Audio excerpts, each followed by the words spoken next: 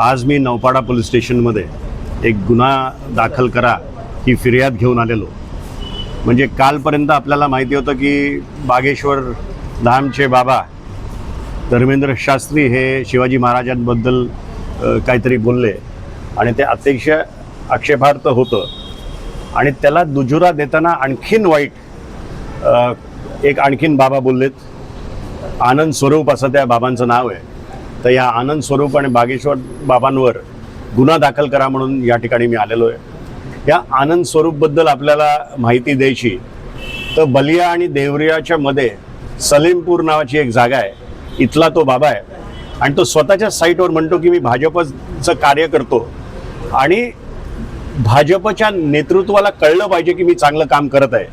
म्हणजे अशा पद्धतीने एक प्रश्न मी भाजपच्या नेत्यांना विचारतो की आमच्या महाराजांचा असा अवमान करून त्यांना ब्राउनी पॉईंट्स मिळत आहेत का?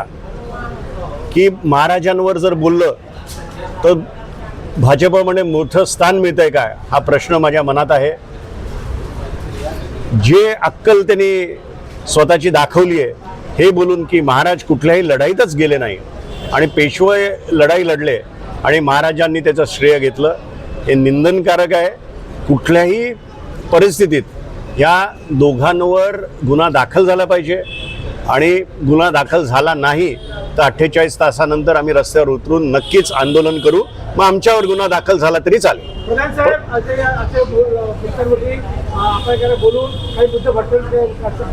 जातीय तेढ निर्माण करण्याचा भाग आहे. पण भाजपला हे का कळत नाही मला कळत नाही. आज ते इथे त्यांचं गव्हर्नमेंट आहे आणि मला असं वाटतं की देवेंद्र फडणवीसजी याचा भाग नसतील पण त्यांनी काय ना काहीतरी कृतीमध्ये आम्हाला दाखवलं पाहिजे आणि यांच्यावर किमान काही नाही तर केस दाखल केलं पाहिजे या दोघांवर, अशी आमची मुबलक अपेक्षा आहे. सर, ते व्यासपीठावर स्वतः मुख्यमंत्री उपस्थित होते, मोहन भागवत होते, मग त्यावेळी आक्षेप का नाही घेतला? कारण इतकं वादग्रस्त विधान झालं. पण मी एक सांगू का, हा प्रश्न तुम्ही त्यांना विचारायला पाहिजे. ऑपोजिशन म्हणून आम्ही जास्तीत जास्त काय करू शकतो तर आंदोलन करू शकतो आणि येऊन अशा प्रकारची केस टाकू शकतो. अच्छा, कुठल्या कलमाखाली ह्या केस बसतात ते पण आम्ही लिहिलेलं आहे. त्यामुळे आता याचा विचार व्हावा आणि त्यांना कठोर शिक्षा व्हावी, त्यांच्यावर गुन्हा दाखल झालाच पाहिजे. कारण काय एक अक्कल बाकीच्यांना पण घडेल की महाराजांवर बोललं तर महाराष्ट्र चूप बसणार नाही आणि महाराजांवर बोललं तर तुमच्यावर गुन्हा दाखल होणारच.